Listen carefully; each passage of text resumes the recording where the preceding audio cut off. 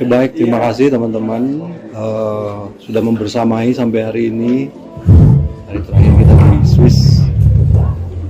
Jadi kemarin seperti kita ketahui bersama, Bapak Presiden hadir di Davos untuk menghadiri dua event yang kami kira cukup strategis. Yang pertama adalah penandatanganan charter dari Board of Peace atau Dewan Perdamaian yang merupakan bagian dari proses yang selama ini sudah kita lakukan dalam rangka menyelesaikan konflik, mencapai perdamaian dan menyelesaikan konflik serta rehabilitasi pasca konflik di Palestina, di Gaza pada khususnya. Seperti yang sudah saya sampaikan bahwa ini merupakan bagian dari pertemuan-pertemuan antara beberapa negara Islam dan beberapa negara yang penduduknya mayoritas Islam tentang situasi yang terjadi di Palestina, dan waktu itu kita mencapai suatu kesepakatan untuk juga melibatkan dunia internasional dalam proses ini untuk benar-benar bisa mencapai satu perdamaian yang sifatnya permanen di Gaza, dan pertemuan tersebut kemudian dilanjutkan dengan pertemuan di Mesir, di Sharm el Sheikh, yang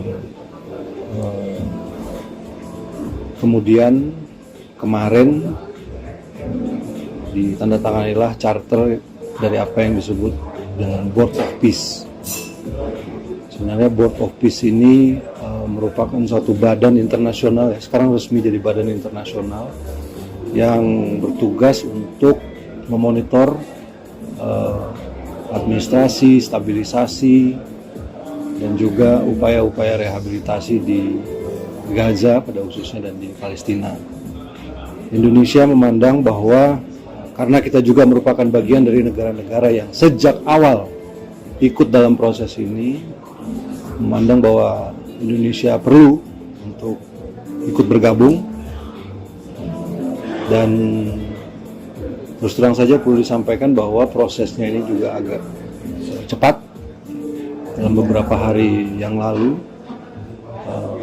penandatanganan piagam ini dilakukan dan Bapak Presiden memutuskan Indonesia untuk bergabung dengan berbagai pertimbangan. Yang pertama, tentu saja kita sejak awal merupakan negara yang peduli pada perdamaian, pada stabilitas internasional, dan khususnya pada situasi yang terjadi di Palestina.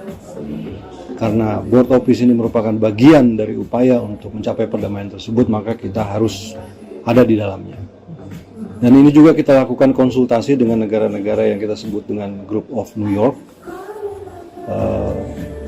Ada beberapa kali pertemuan, sebenarnya banyak percakapan, kemudian dialog yang terjadi, kemudian pertimbangan-pertimbangan, dan 2 hari sebelum penandatanganan kemarin semuanya bersepakat untuk ikut bergabung bersama Joint of Peace, bersama Board of Peace.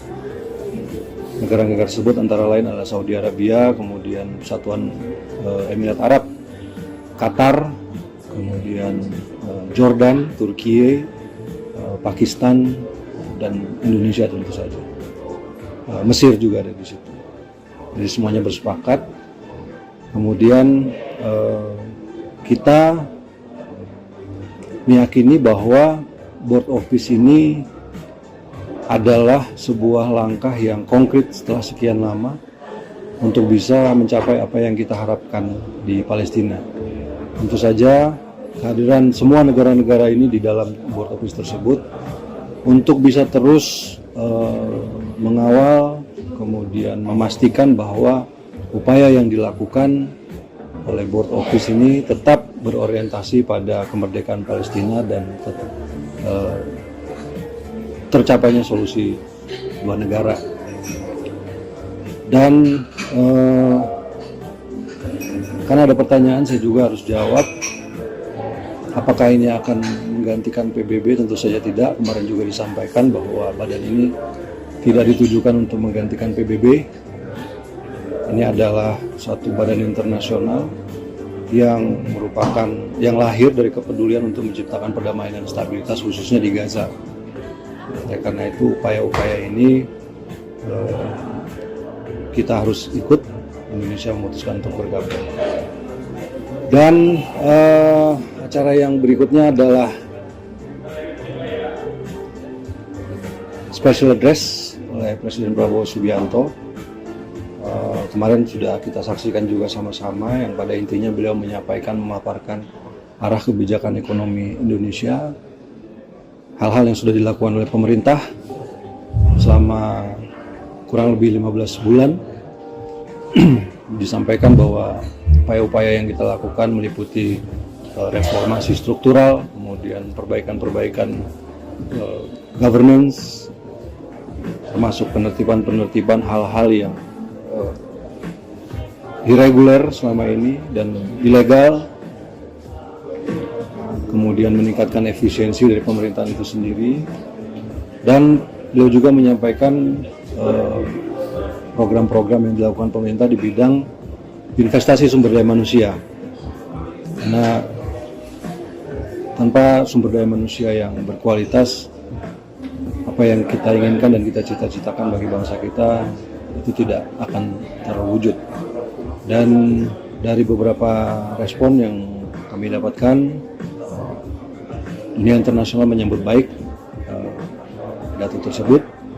Kemudian juga saya kira ini membuat posisi Indonesia saat ini di dunia internasional berada di dalam satu tingkat yang saya kira jauh lebih tinggi.